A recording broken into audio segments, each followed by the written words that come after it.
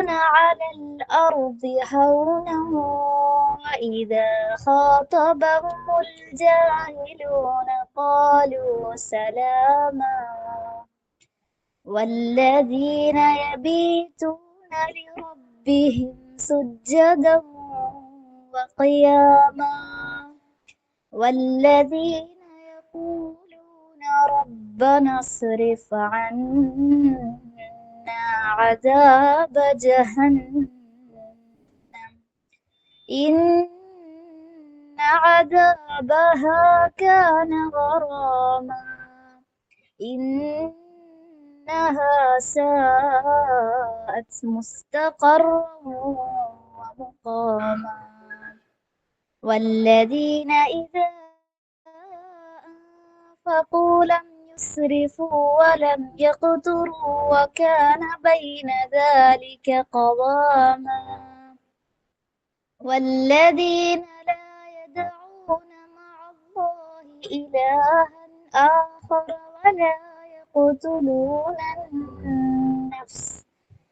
ولا يقتلون النفس التي حرم الله إلا بالحق ولا يزنون ومن يفعل ذلك يلقى عثاما يضاعف له العذاب يوم القيامة ويخلد فيه مهانا إلا من تاب وآمن وعمل عملا صالحا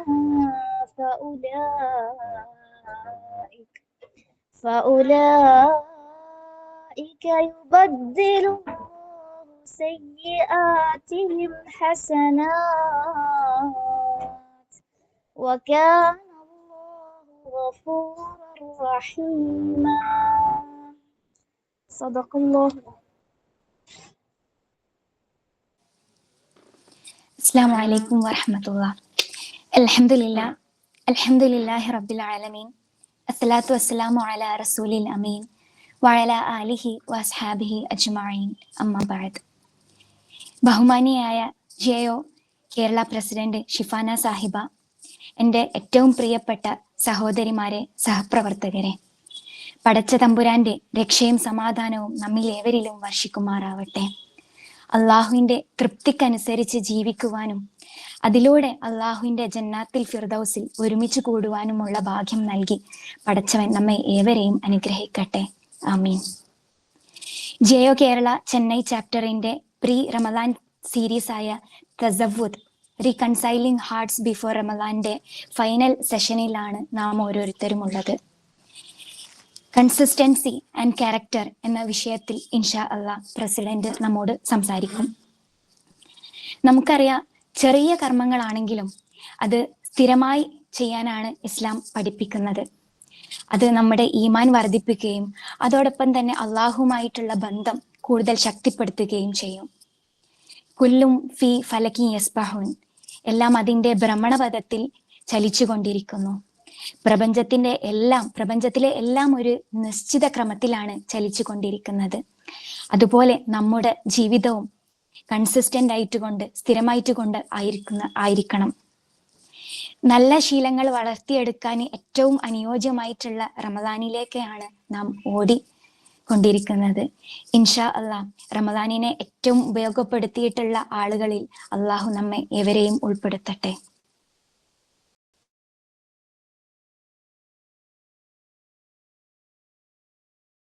campus മീറ്റിലേക്ക് ക്ഷണിക്കുവാൻ കൂടി ഞാൻ ഉപയോഗപ്പെടുത്തുകയാണ്.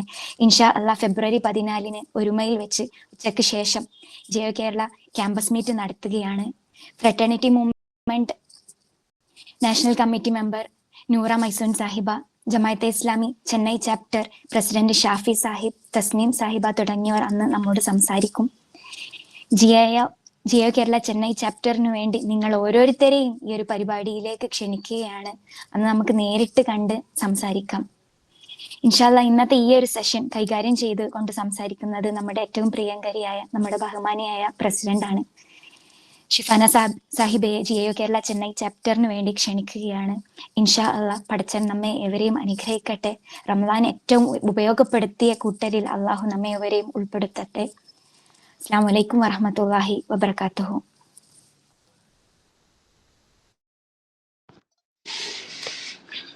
أعوذ بالله من الشيطان الرجيم. بسم الله الرحمن الرحيم. إن الحمد لله رب العالمين.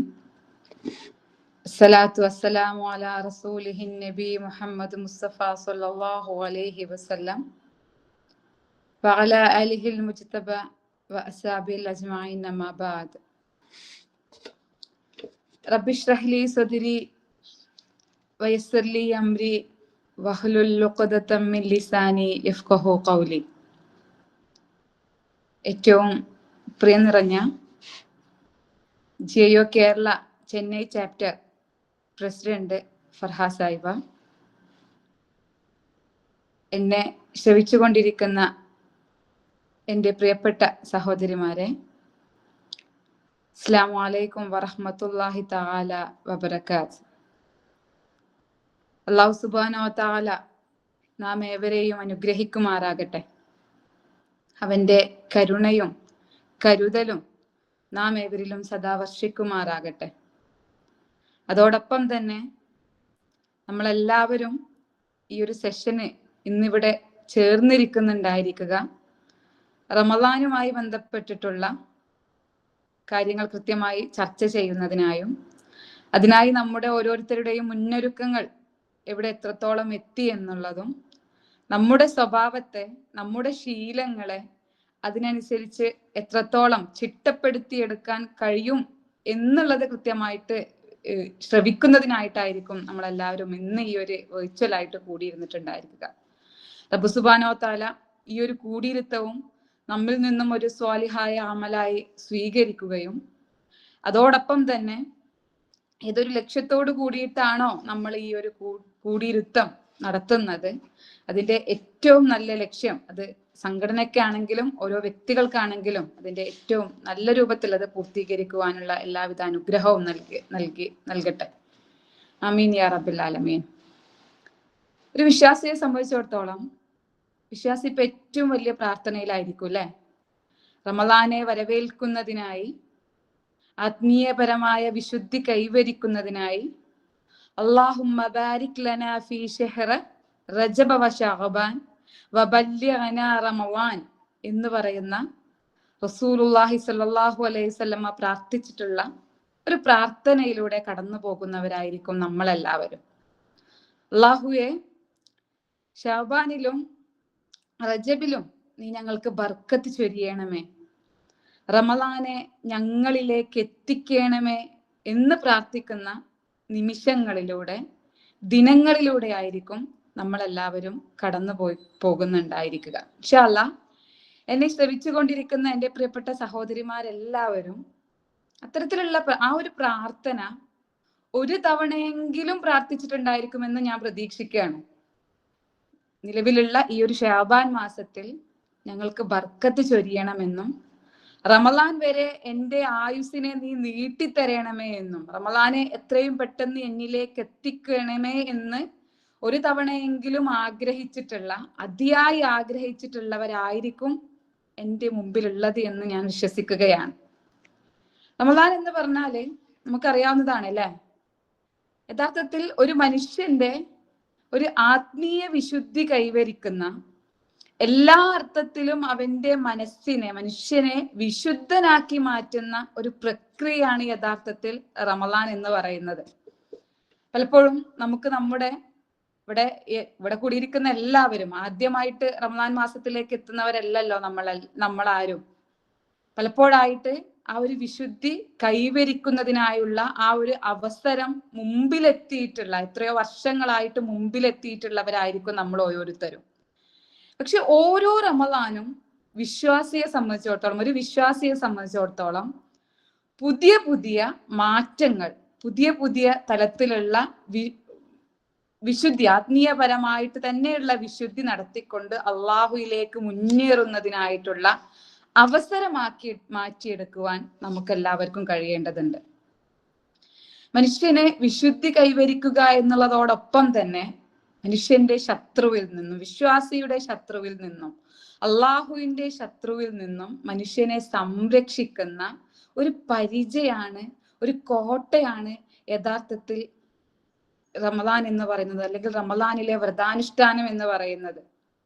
വ്രതം എന്ന് പറയുന്നത് ഈമാനിന്റെ 4-1 യഥാർത്ഥത്തിൽ അങ്ങനെയാണ് പറയപ്പെടുന്നത്. പണ്ഡിതന്മാർക്കൊക്കെ ആ ഒരു അഭിപ്രായമാണുള്ളത്.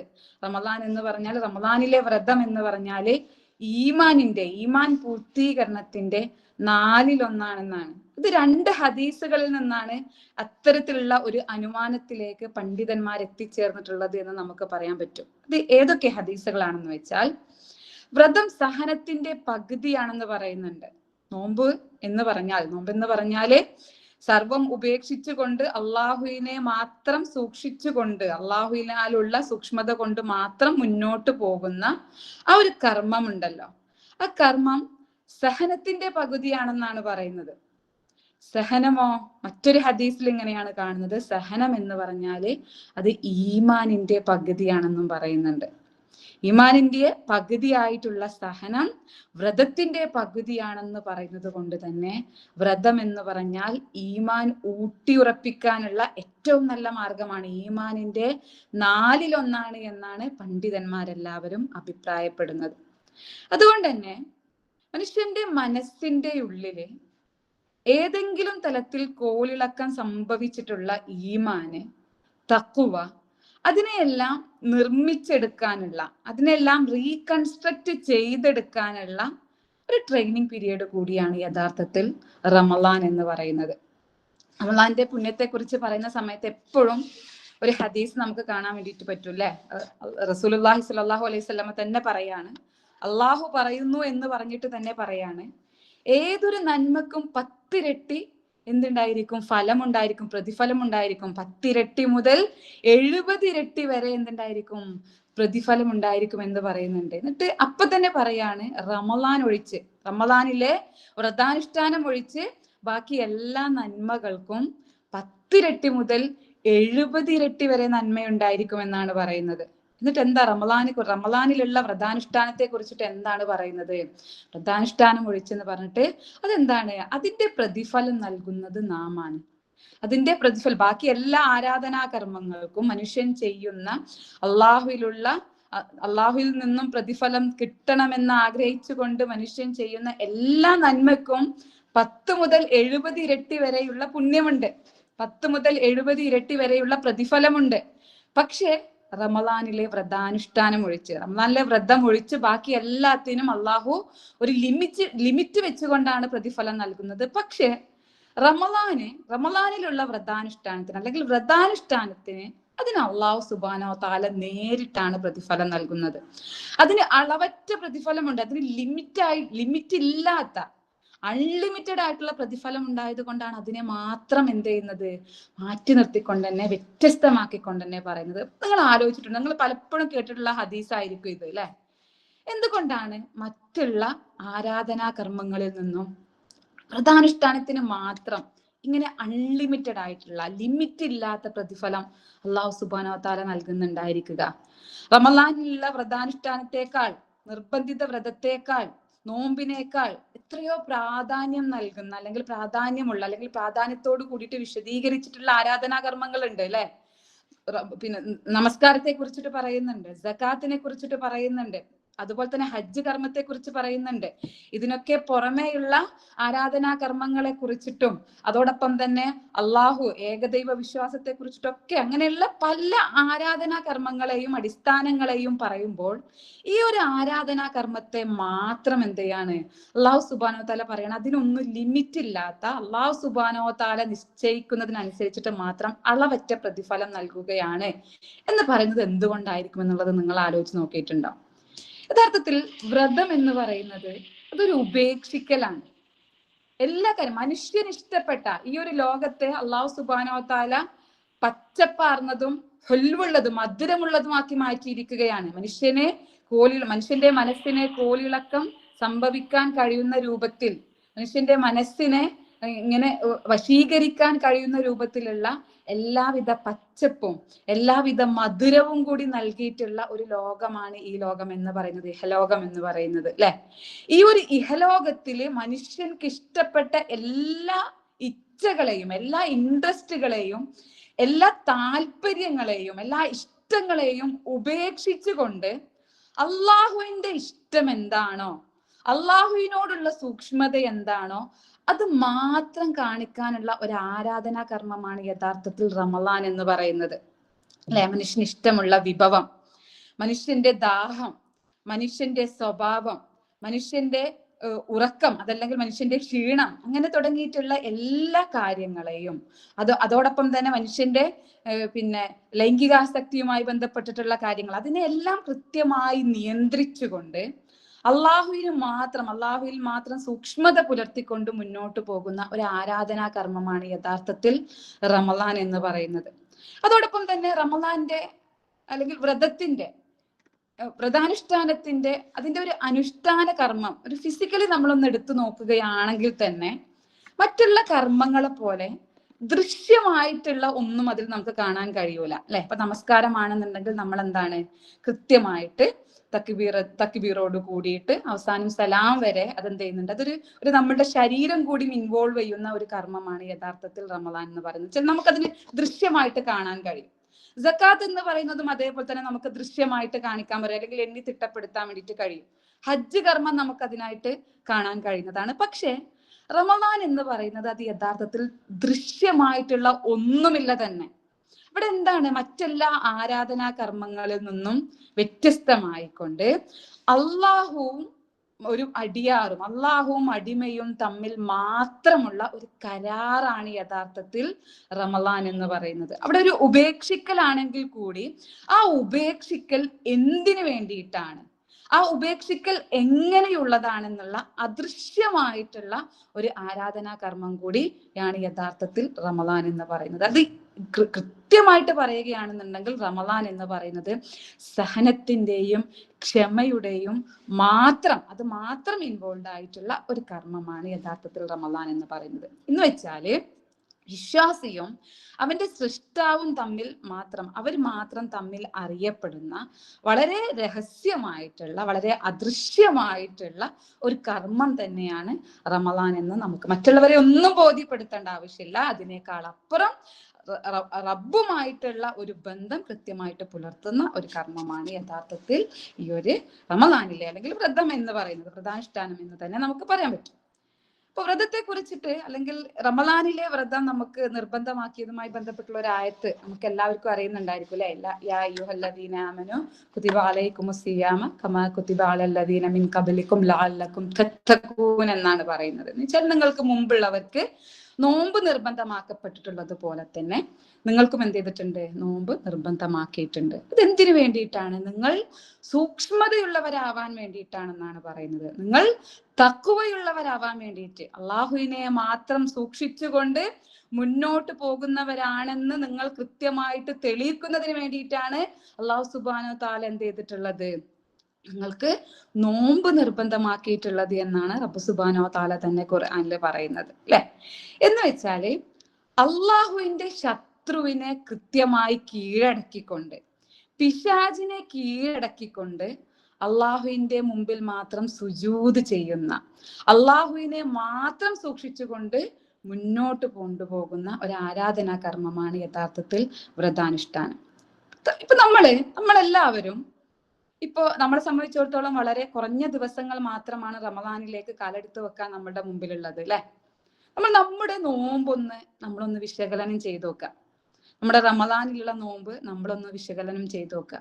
ഈ പറഞ്ഞ പോലെ അള്ളാഹുവിന്റെ ശത്രുവിൽ നിന്നും പിശാചിൽ നിന്നുമുള്ള ഒരു പരിചയായിട്ട് യഥാർത്ഥത്തിൽ നമ്മുടെ നോമ്പ് റമളാനിലെ അല്ലെങ്കിൽ വ്രതാനുഷ്ഠാനം നമ്മൾക്ക് അങ്ങനെയായിട്ട് മാറുന്നുണ്ടോ? നമ്മളിൽ നിർബന്ധമാക്കപ്പെട്ടിട്ടുള്ള ഈ ഒരു കർമ്മം എന്ന് പറയുന്നത് ഒരു പ്രഹസനമായിക്കൊണ്ട് റമദാൻ ഇങ്ങനെ വരുന്നു, നോമ്പ് നോൽക്കാതിരുന്നാൽ നമ്മൾ മുസ്ലിമായി മാറുകയില്ല എന്ന് പറഞ്ഞുകൊണ്ട് നമ്മൾ എന്ത് ചെയ്യുന്നു? ഭക്ഷണം ഉപേക്ഷിക്കുന്നു, രാവിലെ അത്താഴത്തിന് എണീക്കുന്നു, അതിനുശേഷം സുബഹ് നമസ്കാരത്തിന് ശേഷം ഭക്ഷണം ഉപേക്ഷിച്ചുകൊണ്ട് വൈകുന്നേരം നോമ്പ് തുറക്കുന്നു, അതിൻ്റെ ഇടയിൽ കുറച്ചൊക്കെ ഖുർആൻ ഓതുന്നു.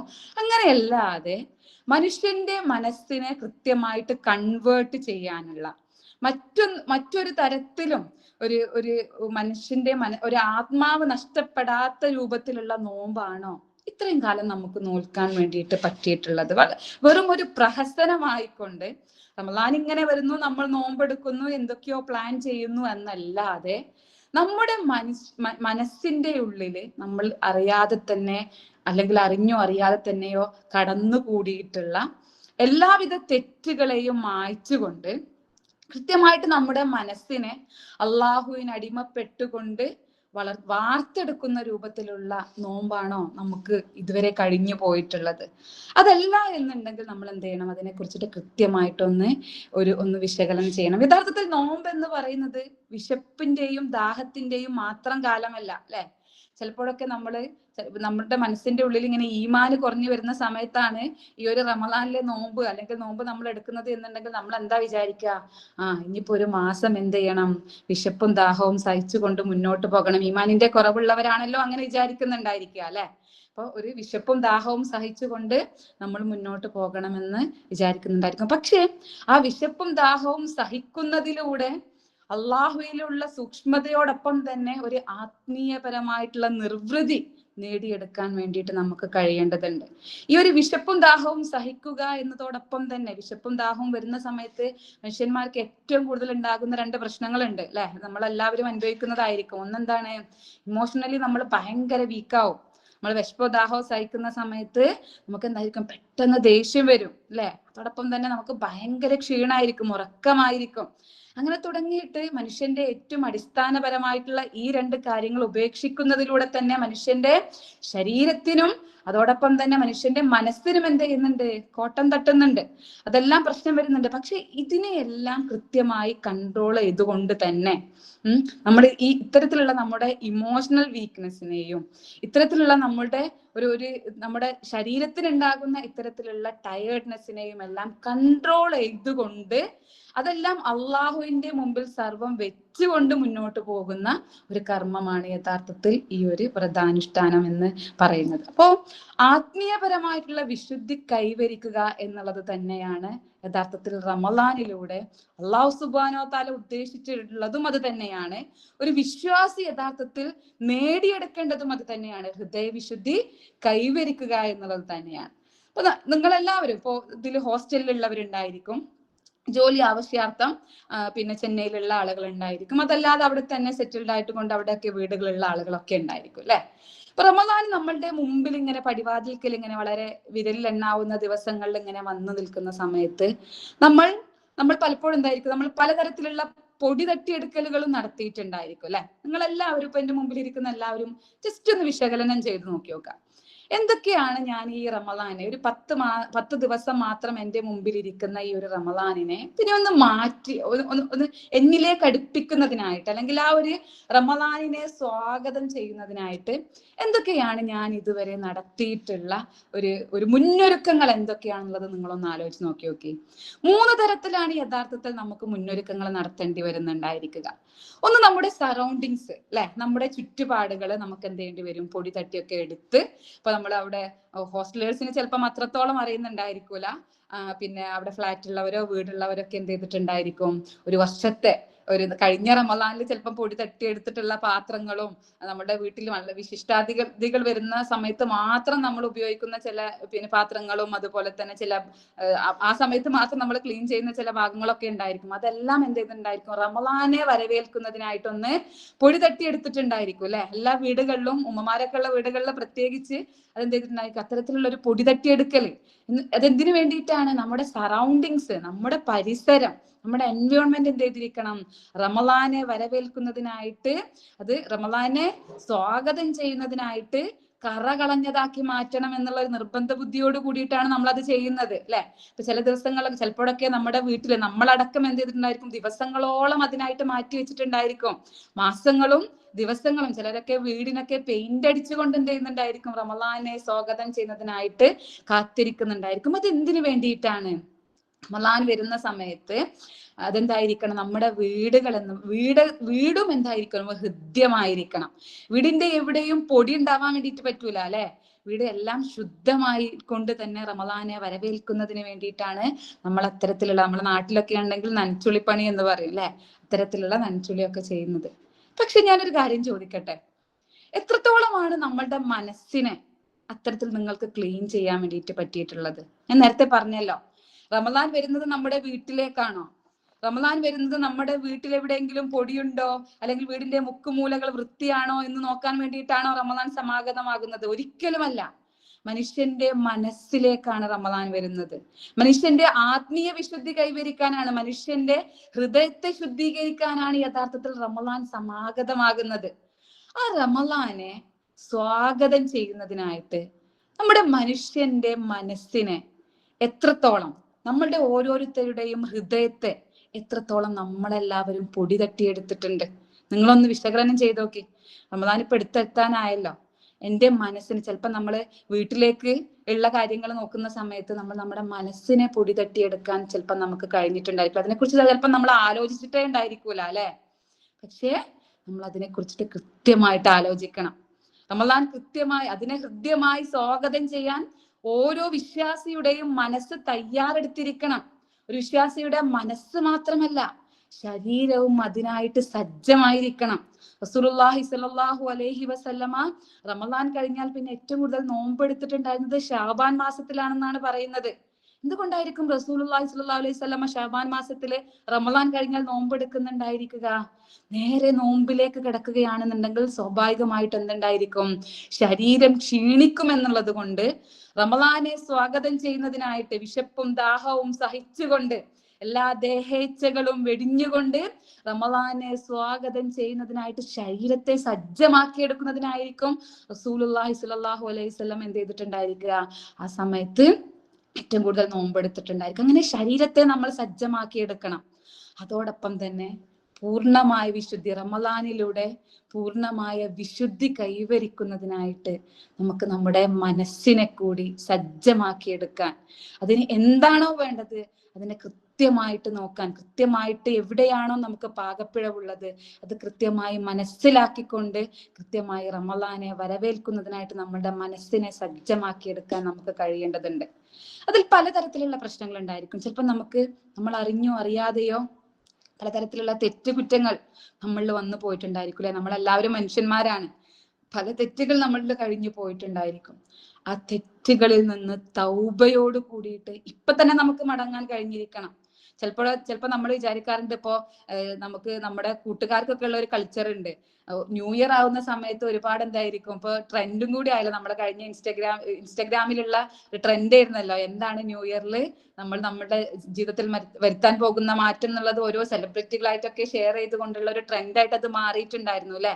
ന്യൂ ഇയർ വരുന്ന സമയത്ത് എനിക്ക് കഴിഞ്ഞ ഒരു വർഷം എങ്ങനെ ഉണ്ടായിരുന്നു എന്നുള്ളതും അടുത്തൊരു വർഷം എങ്ങനെ വരാനിരിക്കുന്നത് എന്നുള്ള, അല്ലെങ്കിൽ അടുത്ത വർഷം ഞാൻ എൻ്റെ ജീവിതത്തിൽ എന്ത് മാറ്റം വരുത്തും എന്നുള്ള ഒരു ട്രെൻഡ്, ഒരുപാട് ട്രെൻഡുകൾ നിറഞ്ഞുകൊണ്ടിരിക്കുന്ന ഒരു കാലാണ്. ഞാൻ ഉദ്ദേശിച്ചത് എന്താന്ന് വെച്ചാല്, ഒരു വിശ്വാസിയെ സംബന്ധിച്ചിടത്തോളം വിശ്വാസി അവന്റെ ശീലങ്ങളെ, അവന്റെ തെറ്റുകളെല്ലാം പൊറുക്കലിനെ തേടിക്കൊണ്ട് അവന്റെ ശീലങ്ങളെ മാറ്റിക്കൊണ്ട് അവന്റെ അള്ളാഹുവിലേക്ക് ഓടിയെടുക്കുന്നതിനായിക്കൊണ്ട് മനസ്സിനെ കെട്ടിപ്പണിതെടുക്കുന്ന, ജീവിതത്തെ കെട്ടിപ്പണിതെടുക്കുന്ന ഏറ്റവും വലിയ ഒരു കടമ്പയാണ് യഥാർത്ഥത്തിൽ റമളാൻ എന്ന് പറയുന്നത്. പലപ്പോഴും നമ്മൾ റമളാനെ കാത്തിരിക്കല്ലേ, ആ റമളാൻ ഇങ്ങോട്ട് വരട്ടെ, എന്നിട്ട് വേണം എനിക്ക് ഖത്തം ഓതാന്.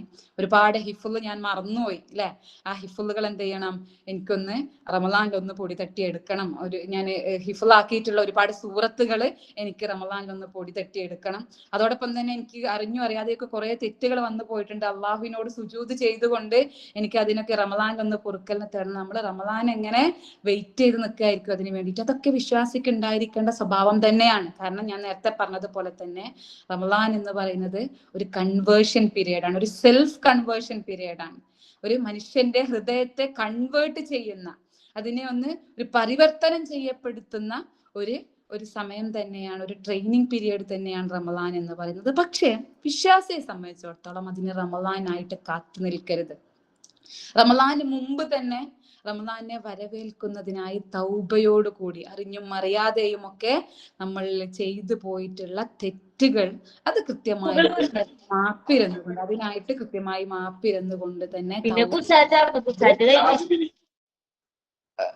തൗബ ചെയ്തുകൊണ്ട് മടങ്ങാനുള്ള ഒരു സമയം കൂടി ആയിക്കൊണ്ട് നമ്മൾ റമദാനിന് മുമ്പുള്ള ഈ ഒരു പീരിയഡിനെ മാറ്റിയെടുക്കേണ്ടതുണ്ട്. ചിലപ്പോൾ നമ്മളത് നോക്കുന്ന സമയത്ത് നമ്മളുടെ മനസ്സിലുള്ള പാകപ്പിഴവുകൾ എന്താണ്, അല്ലെങ്കിൽ ഇപ്പോൾ റമദാനെ ഞാൻ ഇങ്ങനെ സ്വീകരിക്കുന്നതിനായിട്ട് എൻ്റെ മനസ്സിൽ എവിടെയൊക്കെയാണ് മാറാല പിടിച്ച് കിടക്കുന്നത്, അല്ലെങ്കിൽ എൻ്റെ മനസ്സിൽ എവിടെയൊക്കെയാണ് പൊടി തട്ടേണ്ടത് എന്നുള്ളത് ഒറ്റയടിക്ക് നോക്കുന്ന സമയത്ത് ചിലപ്പോൾ നമുക്കൊന്നും തോന്നുന്നുണ്ടായിരിക്കൂല അല്ലെ. അപ്പൊ നമ്മൾ രാവിലെ നീക്കുന്നുണ്ട്, സുബഹ് നമസ്കരിക്കുന്നുണ്ട്, ഞാൻ ഫർദ് കർമ്മങ്ങളൊക്കെ ചെയ്യുന്നുണ്ട്, ഞാൻ അള്ളാഹുവിന്റെ മാർഗത്തിൽ പ്രവർത്തിക്കുന്നുണ്ട്, അതല്ലെങ്കിൽ ഞാൻ നല്ലത് ഖുർആൻ ഓതുന്നുണ്ട്, അങ്ങനെയൊക്കെ നമുക്ക് തോന്നുന്നുണ്ടായിരിക്കും. പക്ഷെ നമ്മളൊന്ന് കൃത്യമായിട്ട് നമ്മളൊന്ന് ഒരു സെൽഫ് അസസ്മെന്റ് ചെയ്ത് നോക്കുക. നമ്മൾ കൃത്യമായിട്ട് നമ്മളെ ഒന്ന് വിശകലനം ചെയ്ത് നോക്കുക. നമ്മൾ രാവിലെ മുതൽ വൈകുന്നേരം വരെ നമ്മൾ കിടക്കുന്നത് വരെയുള്ള നമ്മളുടെ പ്രവർത്തനങ്ങൾ, നമ്മളുടെ ഇടപെടലുകൾ നമ്മളൊന്ന് എടുത്തു നോക്കി വെക്കുക. നമ്മളുടെ രാവിലെ സുബഹ് നമ്മൾ നമസ്കരിക്കുന്നുണ്ടായിരിക്കും, ഫർദ് നമസ്കാരം നമ്മൾ നമസ്കരിക്കുന്നുണ്ട്. പക്ഷെ ഫർദ് നമസ്കാരത്തിന്റെ സമയം എപ്പോഴാണ്? എപ്പോഴെങ്കിലും ഉറക്കത്തിൽ നിന്നും എണീറ്റ് കൊണ്ട് ഒരു 2 റക്അത്ത് നമസ്കരിക്കുന്നതാണോ യഥാർത്ഥത്തിലുള്ള സുബഹ്? അതോ കാത്തിരുന്നു കൊണ്ട് നമ്മൾ ഒരു സുബഹ്ക്ക് മുമ്പ് തന്നെ എണീറ്റ് കൊണ്ട് അല്ലാഹു സുബ്ഹാനഹു വ തആലയോട് കൃത്യമായിട്ടും വ്യക്തമായിട്ടും നമുക്ക് നമ്മളുടെ എല്ലാ സർവ്വകാര്യങ്ങളും പറയാൻ പറ്റുന്ന, അള്ളാഹു അവന്റെ അടിയാറുകളോട് അടുത്ത് നിൽക്കുന്ന ഒരു സമയമുണ്ട് അല്ലെ, രാത്രിയുടെ ഏറ്റവും അന്ത്യയാമങ്ങള്, സുബഹ്ക്ക് മുമ്പുള്ള ഒരു സമയം. ആ സമയത്തെ കൃത്യമായി ഉപയോഗപ്പെടുത്തിക്കൊണ്ട് അള്ളാഹുവിൽ സർവം സമർപ്പിച്ചുകൊണ്ട് മുന്നോട്ട് പോകുന്നവരാണോ നമ്മൾ? അതോടൊപ്പം തന്നെ പലപ്പോഴും നമുക്ക് ഫർദ് നമസ്കാരങ്ങളിൽ വീഴ്ച വരാറുണ്ട്. കറക്റ്റ് സമയത്ത് നമുക്ക് നമ്മളുടേതായ കാരണങ്ങൾ കൊണ്ടോ അറിഞ്ഞോ അറിയാതെയോ നമ്മളിൽ വീഴ്ച വരാറുണ്ട്. ആ വീഴ്ചകൾ നികത്തുന്നതിനായിക്കൊണ്ട് സുന്നത്ത് കർമ്മങ്ങൾ അധികരിപ്പിക്കുന്നവരാണോ നമ്മൾ? സുന്നത്ത് കർമ്മങ്ങൾക്ക് രണ്ട് പ്രതിഫലമാണുള്ളത് അല്ലെ. 2 തരത്തിലാണ് സുന്നത്ത് കർമ്മങ്ങൾ ഒരു മനുഷ്യന്, ഒരു വിശ്വാസിക്ക് ഉപകാരപ്പെടുന്നത്. ഏതൊക്കെയാണ് ആ 2? ഒന്ന്, അവൻക്ക് ഫർദ് നമസ്കാരങ്ങളിൽ വീഴ്ചകൾ വന്നിട്ടുണ്ട് എന്നുണ്ടെങ്കിൽ ആ വീഴ്ചകൾ ഇല്ലാതാക്കാൻ വേണ്ടിയിട്ടാണ് സുന്നത്ത് കർമ്മങ്ങൾ സഹായിക്കുന്നത്. ആ വീഴ്ചകൾ ഇല്ലാതാക്കാൻ വേണ്ടിയിട്ടാണ് ഫർദ് നമസ്കാരത്തിൽ എന്തെങ്കിലും വീഴ്ച വന്നിട്ടുണ്ടെങ്കിൽ അതില്ലാതാക്കാൻ വേണ്ടിയിട്ടാണ് സുന്നത്ത് നമസ്കാരങ്ങൾ നമസ്കരിക്കുന്നത്. ഫർദ് നോമ്പുകൾക്ക് എന്തെങ്കിലും, റമദാനിലെ നോമ്പിന് എന്തെങ്കിലും വീഴ്ച സംഭവിച്ചിട്ടുണ്ടെന്നുണ്ടെങ്കിൽ ആ വീഴ്ച ഇല്ലാതാക്കാൻ വേണ്ടിയിട്ടാണ് നമ്മൾ സുന്നത്ത് നോമ്പുകൾ നിർവഹിക്കുന്നത്. രണ്ടാമത്തത് എന്താന്ന് വെച്ചാൽ അള്ളാഹുവിലേക്ക് ഓടിയെടുക്കാൻ, നാഥനിലേക്ക് ഓടിയെടുക്കാനുള്ള ഏറ്റവും വലിയ മാർഗമാണ് സുന്നത്ത് കർമ്മങ്ങൾ എന്ന് പറയുന്നത്. അപ്പൊ ഈ സുന്നത്ത് കർമ്മങ്ങൾ നിർവഹിക്കുന്നതിന്റെ കാര്യത്തിൽ ഞാൻ എവിടെയാണ് എത്തി നിൽക്കുന്നത്?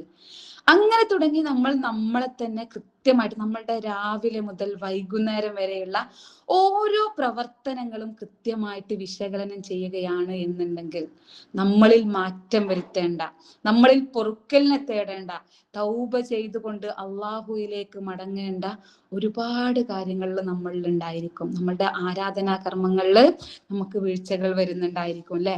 മറ്റുള്ളവരോടുള്ള നമ്മുടെ പെരുമാറ്റത്തിന്റെയും ബന്ധങ്ങളുടെയും കാര്യത്തിൽ നമുക്ക് ഒരുപാട് വീഴ്ചകൾ സംഭവിച്ചുകൊണ്ടിരിക്കുന്നുണ്ട്. ഇപ്പൊ നമ്മുടെ സുഹൃത്തുക്കളോട് നമുക്ക് അളവറ്റ ലിമിറ്റ് ഇല്ലാത്ത ബന്ധമാണെങ്കിൽ, വളരെ അതിർവരമ്പുകൾ കാത്തു സൂക്ഷിക്കേണ്ട സൗഹൃദ ബന്ധങ്ങൾ, യാതൊരുവിധ അതിർവരമ്പുകളും ഇല്ല, യാതൊരു തരത്തിലുള്ള ലിമിറ്റും ഇല്ല.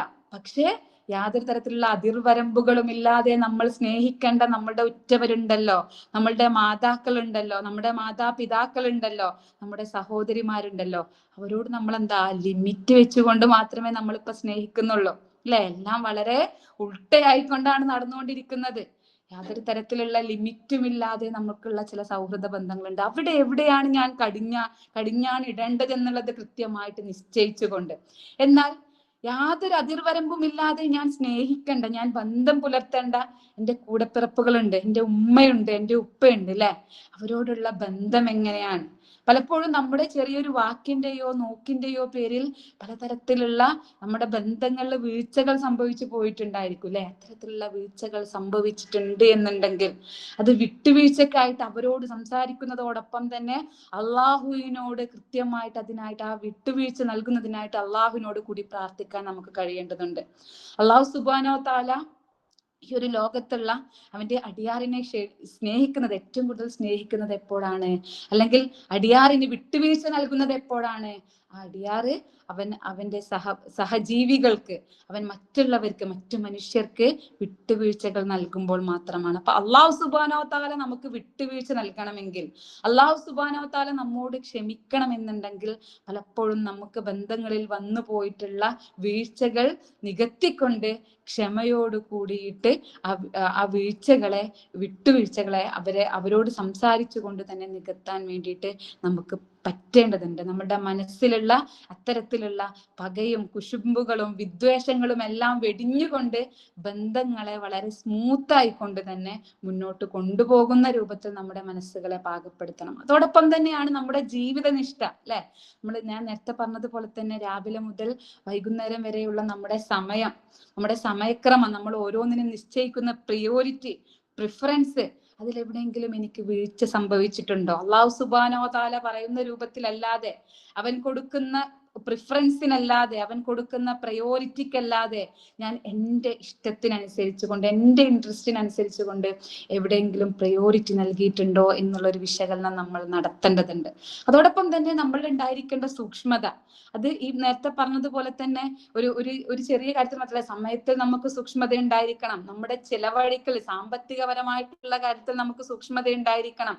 മറ്റുള്ളവരോടുള്ള സംസാരത്തിൽ, ഇടപെടലുകളിൽ എല്ലാം നമുക്ക് എന്തുണ്ടായിരിക്കണം?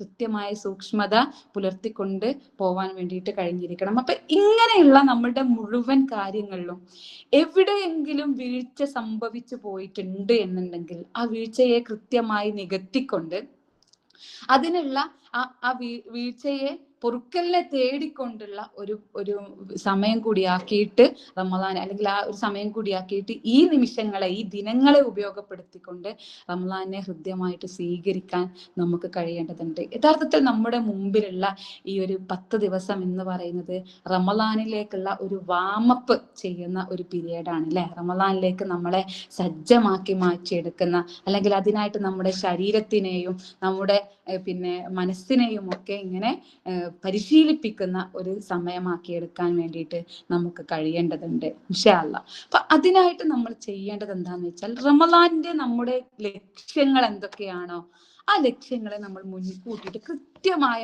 ആസൂത്രണത്തോട് കൂടിയിട്ട് മുന്നോട്ട് പോകാൻ വേണ്ടിയിട്ട് നമുക്ക് കഴിയേണ്ടതുണ്ട്. എന്താണോ എന്നിലെ പ്രശ്നം, ചിലപ്പോഴൊക്കെ നമ്മൾ നമ്മുടെ സ്വഭാവത്തെ കുറിച്ചിട്ട് പറയാറുണ്ട്, എനിക്ക് എൻ്റെ ഈ ഒരു സ്വഭാവത്തെ ഒട്ടും മാറ്റാൻ പറ്റുന്നില്ല. നമുക്കൊക്കെ മനുഷ്യന്മാരാണ്, പലതരത്തിലുള്ള വീക്ക്നെസ്സുകൾ ഉണ്ടായിരിക്കും, അല്ലെ? ചിലർ ഭയങ്കര ദേഷ്യമുള്ളവരായിരിക്കും, ചിലർ ഭയങ്കര മടിയന്മാരായിരിക്കും, അല്ലെ?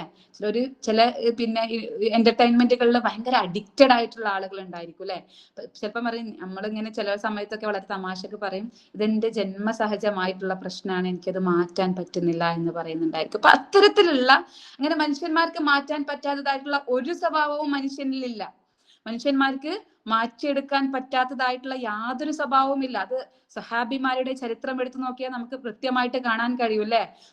ഇസ്ലാം വരുന്നതിന് മുമ്പ് സഹാബിമാർക്ക് എന്തൊക്കെ ശീലങ്ങൾ ഉണ്ടായിട്ടുണ്ടായിരുന്നു.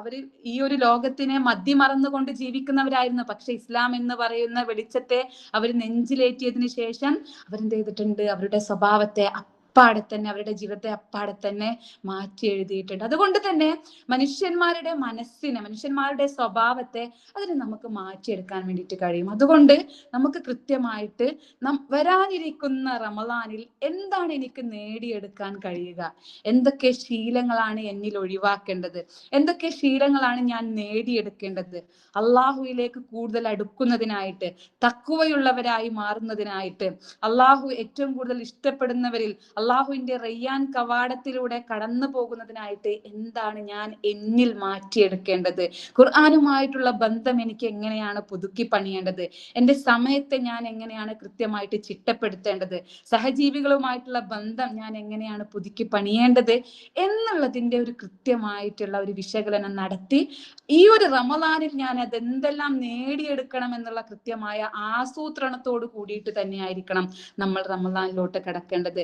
അങ്ങനെ റമദാനിൽ ഓരോ ദിവസവും എനിക്ക് എന്താണ് നേടിയെടുക്കാൻ കഴിയുമെന്നുണ്ടെങ്കിൽ ഓരോ ദിവസവും, ഓരോ ത്തിലും എനിക്ക് എന്താണ് നേടിയെടുക്കാൻ കഴിയുക എന്ന് പറയുന്ന ഓരോ ഓരോ റമദാന്റെ ഓരോ ദിവസത്തിൽ തന്നെ ഒരു ഡെയിലി സ്പിരിച്വൽ റൂട്ടീൻ ആയിക്കൊണ്ട് എനിക്ക് ഓരോ ദിവസവും എന്ത് നേടിയെടുക്കാൻ കഴിയും എന്നുള്ള ഒരു ചാർട്ട് തന്നെ നമുക്ക് എഴുതി പിടിപ്പിക്കാനൊന്നും കഴിഞ്ഞിട്ടില്ല എന്നുണ്ടെങ്കിൽ മനസ്സിൽ കൃത്യമായി ഓർത്തെടുത്തുകൊണ്ട് അതിന് കൃത്യമായി ആസൂത്രണം ചെയ്തുകൊണ്ട് മുന്നോട്ട് പോകാൻ വേണ്ടിയിട്ട് നമുക്ക് കഴിയണം.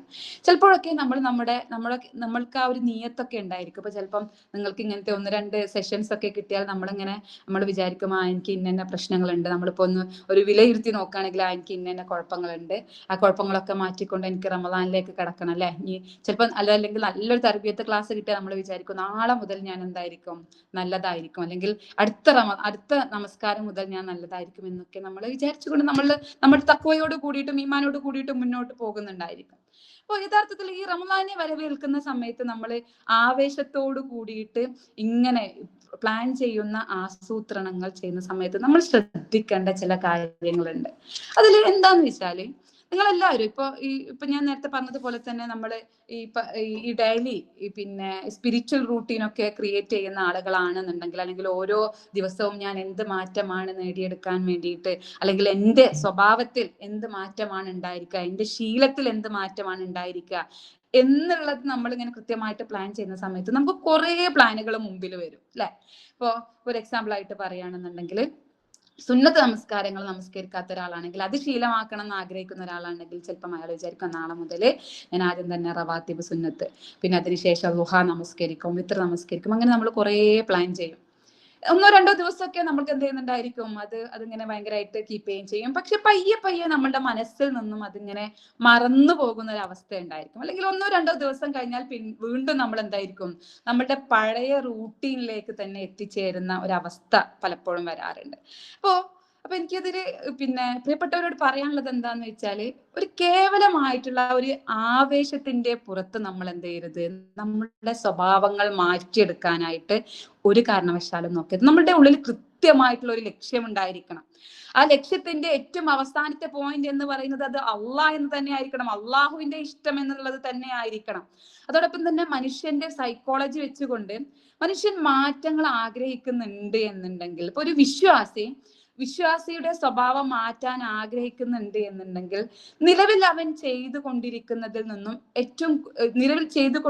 നിന്നും ഒന്നും കൂടുതൽ ചെയ്യരുത് എന്നുള്ളതാണ് പറയുന്നത്. ഞാൻ ഒന്നുകൂടി പറയാം.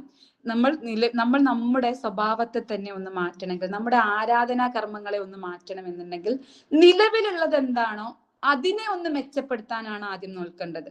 നിലവിലുള്ള നമ്മുടെ ആരാധനാ കർമ്മങ്ങൾ എന്താണോ അതിനെ മെച്ചപ്പെടുത്തിയെടുക്കാനാണ് നോക്കേണ്ടത്.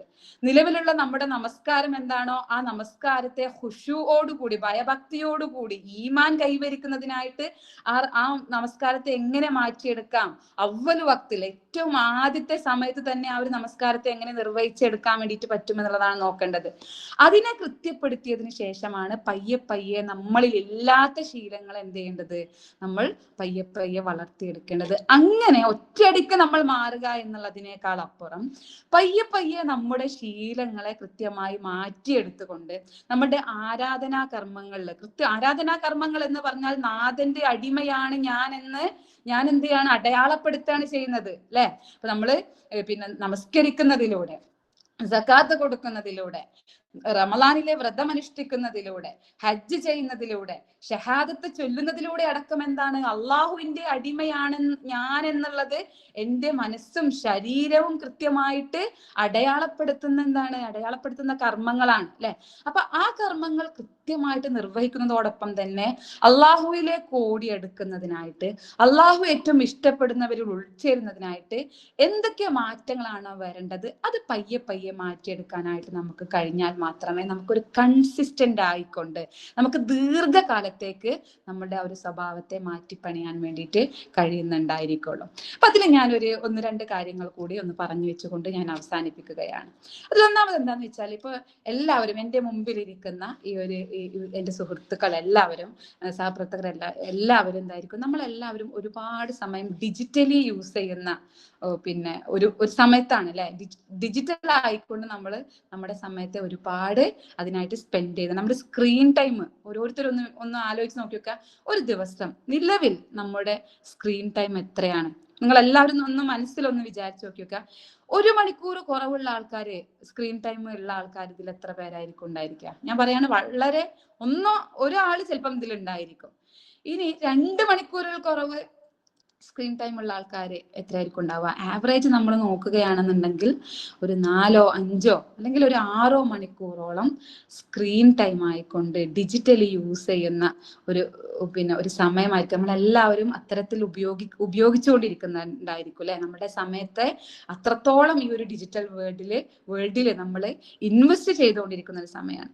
ഒറ്റയടിക്ക് നമ്മൾ വിചാരിക്കുകയാണെങ്കിൽ ഇപ്പൊ ഞാൻ നാളെ റമദാനൊക്കെ വരവേൽക്കാൻ വേണ്ടിട്ട് നിൽക്കുകയാണ്, നാളെ മുതൽ എന്താണ് ഞാൻ ഫോൺ തൊടൂല എന്ന് വിചാരിച്ചാല് 2 ദിവസം മാക്സിമം പോയാൽ 2 ദിവസം, അല്ലെങ്കിൽ അത്രത്തോളം ഉണ്ടായിരിക്കൂല, ചിലപ്പം ചിലർക്ക് മണിക്കൂറുകൾ മാത്രമേ ആ ഒരു ഡിജിറ്റൽ വേൾഡിൽ നിന്നും മാറി നിൽക്കാൻ കഴിയുന്നുണ്ടായിരിക്കുള്ളൂ. അപ്പൊ നമ്മുടെ സമയത്തിന്റെ ഒരു ഒട്ടുമുക്കാൽ സമയവും കവർന്നുകൊണ്ടിരിക്കുന്ന, നമ്മളെല്ലാവരും ഇൻവെസ്റ്റ് ചെയ്തുകൊണ്ടിരിക്കുന്ന ഈ ഒരു ഡിജിറ്റൽ വേൾഡ് ഉണ്ടല്ലോ, ഈ ഒരു സ്ക്രീൻ ടൈം ഉണ്ടല്ലോ, അല്ലെങ്കിൽ നമ്മളുടെ സമയം മാറ്റിവെച്ച് കൊണ്ടിരിക്കുന്ന ഈ ഒരു ഇതുണ്ടല്ലോ, അതിനെ നമുക്ക് മാറ്റിയെടുക്കണം എന്നുണ്ടെങ്കിൽ ഒറ്റയടിക്ക് സാധ്യമാകുന്നുണ്ടായിരിക്കില്ല. പയ്യെ മാത്രമേ നമുക്കത് മാറ്റിയെടുക്കാൻ കഴിയുന്നുണ്ടായിരിക്കുള്ളൂ. ഇപ്പൊ റമദാൻ ആവുന്ന സമയത്തൊക്കെ ചിലപ്പോൾ നമ്മൾ എന്ത് ചെയ്യുന്നുണ്ടായിരിക്കും, അതിലുള്ള ടൈമൊക്കെ സെറ്റ് ചെയ്തുകൊണ്ട് നമ്മൾ എന്ത് ചെയ്യുന്നുണ്ടായിരിക്കും, ചിലപ്പോൾ ഫോണിനെയൊക്കെ സെറ്റ് ചെയ്യും, അതുപോലെ തന്നെ സോഷ്യൽ മീഡിയ ഒക്കെ അൺഇൻസ്റ്റാൾ ചെയ്യുന്നുണ്ടായിരിക്കും.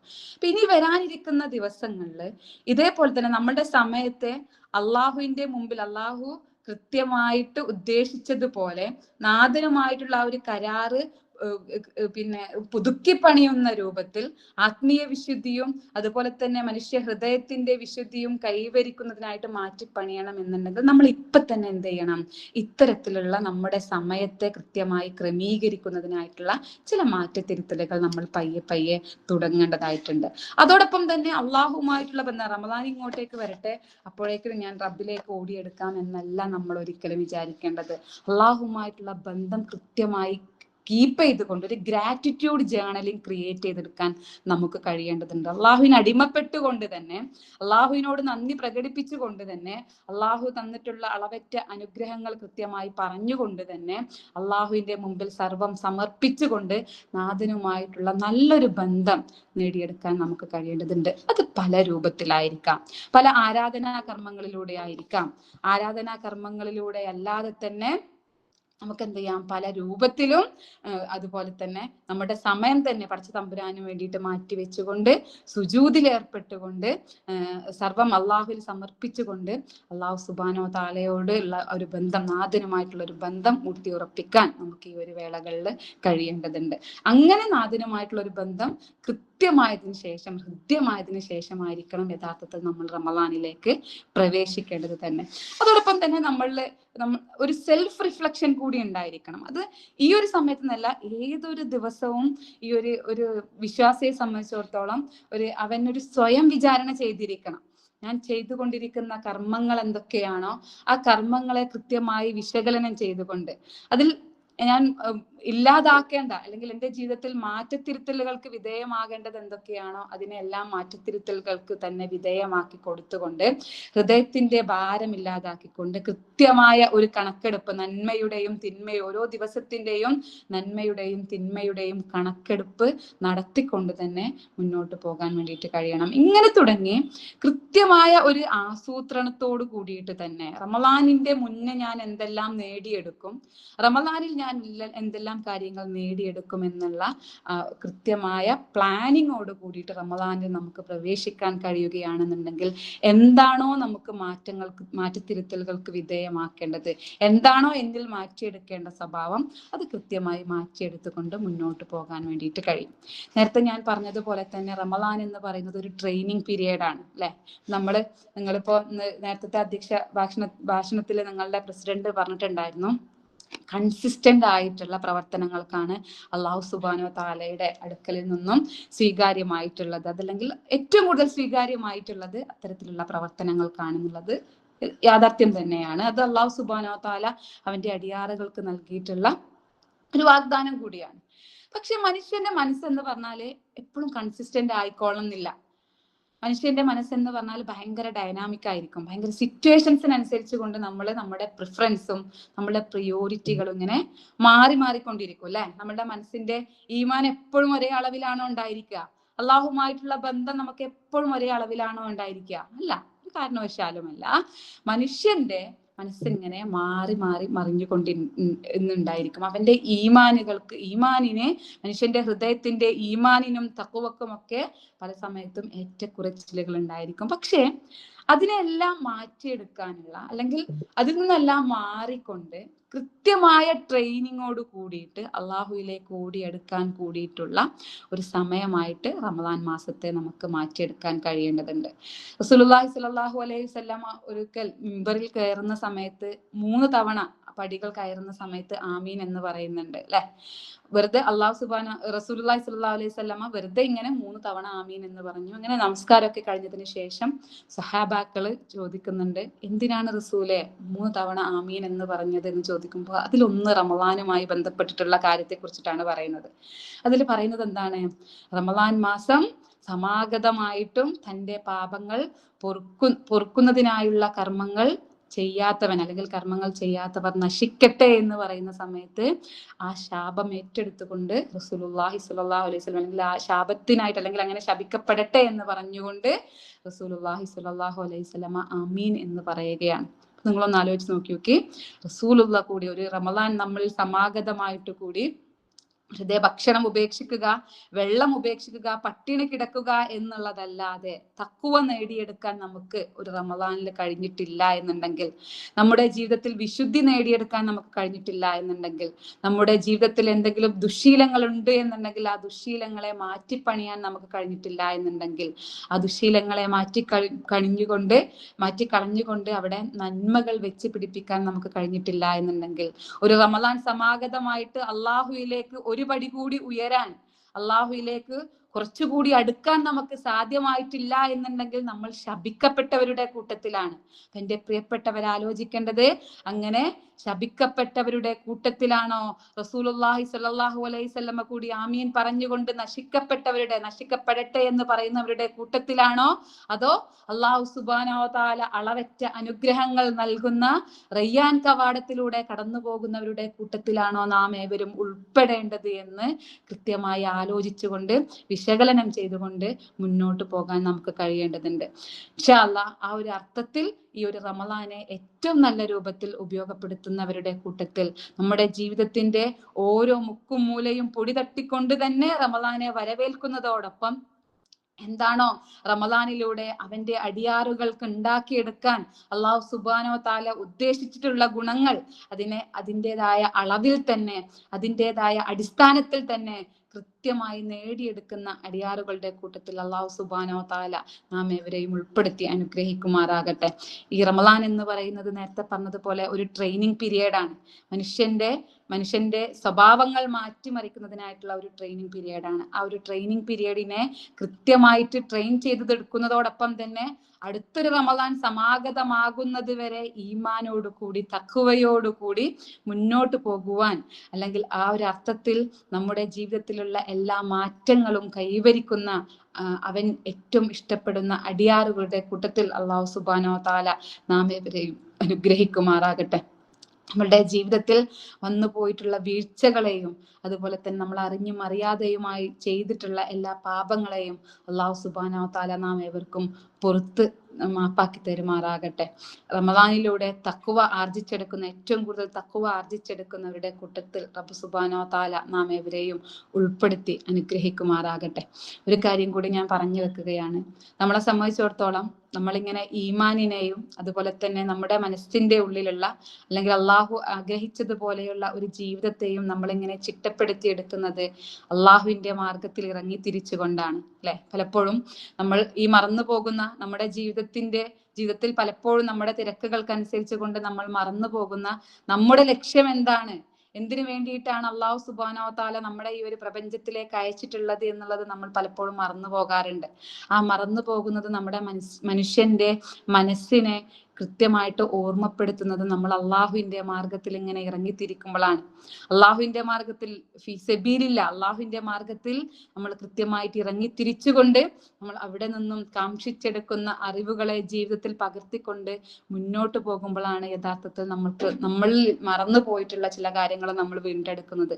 അത്തരത്തിൽ നമ്മളിൽ മറന്നു പോയിട്ടുള്ള ചില കാര്യങ്ങളെ ഓർമ്മപ്പെടുത്തുന്നതിനായി നമ്മുടെ ജീവിതത്തിൽ നമ്മുടെ ലക്ഷ്യം എന്താണോ ആ ലക്ഷ്യത്തെ കൃത്യമായിട്ട് പകുത്തു നൽകുന്നതിനായിട്ടാണ് പകുത്തു നൽകുന്നതിനായിട്ടാണ് നമ്മൾ ഇത്തരത്തിലുള്ള ഇസ്ലാമിക പ്രസ്ഥാനത്തിന്റെ പ്രവർത്തനങ്ങളിലായിട്ട് ഇറങ്ങുന്നത്. അപ്പൊ അത്തരത്തിൽ നമ്മുടെ ലക്ഷ്യം എന്താണ്, ജീവിതത്തിൽ നമ്മൾ നേടിയെടുക്കേണ്ട കർമ്മങ്ങൾ എന്തൊക്കെയാണ്, അല്ലെങ്കിൽ ജീവിതത്തിൽ നമ്മൾ നേടിയെടുക്കേണ്ട, ഈ ഒരു ലോകത്ത് നമ്മൾ നേടിയെടുക്കേണ്ട നമ്മുടെ ദൗത്യം എന്താണ്, നമ്മൾ എങ്ങനെയാണ് അള്ളാഹുവിന്റെ സ്വർഗത്തിലേക്കും അള്ളാഹു ഏറ്റവും ഇഷ്ടപ്പെടുന്ന അടിയാറിലേക്കും എത്തിച്ചേരുന്നതിനായി, ഇവിടുത്തെ ജീവിത വിജയം കൈവരിക്കുന്നതിനായിട്ട് ഞാൻ എങ്ങനെയാണ് മുന്നോട്ട് പോകേണ്ടത് എന്നുള്ളത് കൃത്യമായിട്ട് നിങ്ങൾക്ക് കാണിച്ചു തരുന്നതിനായിട്ടാണ് അടുത്ത ആഴ്ച ചെന്നൈ ചാപ്റ്റർ ഒരു ക്യാമ്പസ് മീറ്റ് സംഘടിപ്പിക്കുന്നത്. ഇൻഷാ അല്ലാഹ് അതിൽ എൻ്റെ പ്രിയപ്പെട്ട ക്യാമ്പസിൽ പഠിച്ചുകൊണ്ടിരിക്കുന്ന എൻ്റെ പ്രിയപ്പെട്ടവരെല്ലാവരും അതിൽ എത്തിച്ചേർന്നിരിക്കണം. നമുക്കറിയാം, നേരത്തെ ഞാൻ പല സമയത്തായിട്ട് പറഞ്ഞിട്ടുള്ളതാണ്, ഇന്നത്തെ ഈ ഒരു ലോകം എന്ന് പറയുന്നത് നമ്മളുടെ മുമ്പിൽ നന്മ വളരെ കുറച്ച് മാത്രമുള്ള, തിന്മകൾ ഇങ്ങനെ കൂടുതൽ കുമിഞ്ഞു കൂടിക്കൊണ്ടിരിക്കുന്ന ഒരു കാലമാണ്. പലപ്പോഴും നമ്മുടെ ക്യാമ്പസുകളിലെ ട്രെൻഡ് എന്ന് പറയുന്നത് അത് വളരെ വളരെ വ്യത്യസ്തമായിക്കൊണ്ട് ഇങ്ങനെ ഇസ്ലാമിനെ കിടപിടിക്കുന്ന രൂപത്തിലുള്ള പല ട്രെൻഡുകളുള്ള, അല്ലെങ്കിൽ അത്തരത്തിലുള്ള പല തിയറികൾ വർക്ക്ഔട്ട് ആവുന്ന പ്ലേസുകളായിക്കൊണ്ട് നമ്മളുടെ ക്യാമ്പസുകൾ മാറിക്കൊണ്ടിരിക്കുകയാണ്. പക്ഷെ ആ ക്യാമ്പസുകളിൽ നിന്നുകൊണ്ടും കൃത്യമായിട്ട് ഇസ്ലാമിനെ നെഞ്ചിലേറ്റിക്കൊണ്ട് അഭിമാനത്തോട് കൂടിയിട്ട് തന്നെ ഞാനൊരു മുസ്ലിം ആണെന്ന് പറഞ്ഞുകൊണ്ട് എങ്ങനെയാണ് ഞാൻ മുന്നോട്ട് പോകുക, അതിന് എൻ്റെ മനസ്സിൽ ഞാൻ നേടിയെടുക്കേണ്ടത് എന്തൊക്കെയാണ്, എൻ്റെ ജീവിതത്തിൽ ഞാൻ നേടിയെടുക്കേണ്ടത് എന്തൊക്കെയാണുള്ളത് കൃത്യമായിട്ട് വിശകലനം ചെയ്യാനും നിങ്ങളിലേക്ക് എത്തിക്കുന്നതിനായിട്ടാണ് ചെന്നൈ ചാപ്റ്റർ ഇത്തരത്തിലുള്ള ഒരു ക്യാമ്പസ് കോൺഫറൻസ് സംഘടിപ്പിക്കുന്നത്. ഇൻഷാ അല്ലാഹ് നിങ്ങൾ എല്ലാവരും അതിലെത്തിച്ചേരണം എന്നുള്ളത് ഒരിക്കൽ കൂടി ആവശ്യപ്പെട്ടുകൊണ്ട് ഞാൻ അവസാനിപ്പിക്കുകയാണ്. അല്ലാഹു സുബ്ഹാനഹു വ തആല നാം ഏവരെയും അനുഗ്രഹിക്കുമാറാകട്ടെ.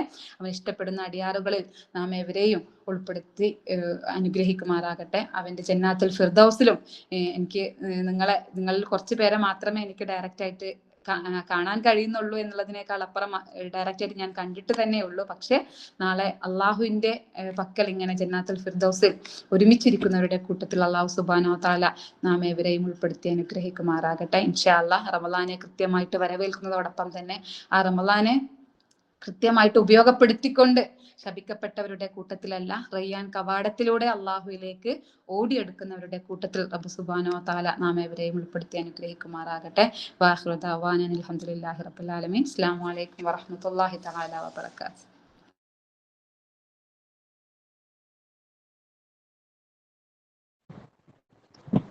അസ്സലാമു അലൈക്കും വറഹ്മത്തുള്ളാഹി. അൽഹംദുലില്ലാഹി റബ്ബിൽ ആലമീൻ. അസ്സലാത്തു വസ്സലാമു അലാ റസൂലിൽ അമീൻ വഅലാ ആലിഹി വസഹ്ബിഹി അജ്മഈൻ. അമ്മാ ബഅദ്. ജിയോ കേരള ചെന്നൈ ചാപ്റ്റർ സംഘടിപ്പിക്കുന്ന തസബ്ബുത്ത് റീകൗൺസിലിംഗ് ഹേർട്സ് ബിഫോർ റമളാൻ എന്ന സീരീസിന്റെ രണ്ടാമത്തെ സെഷനാണ് ഇപ്പോൾ സമാപിച്ചത്. കൺസിസ്റ്റൻസി ആൻഡ് ക്യാരക്ടർ എന്ന വിഷയത്തിൽ വളരെ സുന്ദരമായി ലളിതമായ ഭാഷയിൽ നമ്മോട് സംസാരിച്ച ബഹുമാനിയായ GIO കേരള സംസ്ഥാന പ്രസിഡന്റ് ഷിഫാന സാഹിബയ്ക്ക് ആദ്യമായി ഹൃദ്യമായ നന്ദി രേഖപ്പെടുത്താണ്. അള്ളാഹു അവർക്ക് അർഹമായ പ്രതിഫലം നൽകി അനുഗ്രഹിക്കുമാറാകട്ടെ. നമുക്കറിയാം, ചെറുതെങ്കിലും കൃത്യവും കൺസിസ്റ്റന്റുമായ പ്രവർത്തനങ്ങളാണ് അള്ളാഹുവിന് ഏറ്റവും ഇഷ്ടം.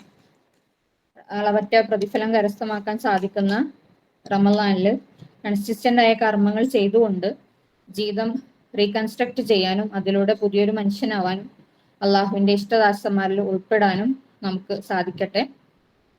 റമളാൻ എന്ന അതിഥിയെ വരവേൽക്കുന്നതിന് വേണ്ടിയിട്ട് നാം നമ്മുടെ പരിസരം വൃത്തിയാക്കുന്നത് പോലെ നമ്മുടെ ഹൃദയത്തെയും റമളാന് വേണ്ടി സജ്ജീകരിക്കാൻ നമുക്ക് സാധിക്കട്ടെ. ഇൻഷാ അല്ലാഹ് ഞാനിപ്പോ ഒരു ചെറിയൊരു കഥ പറയാൻ ആഗ്രഹിക്കുകയാണ്.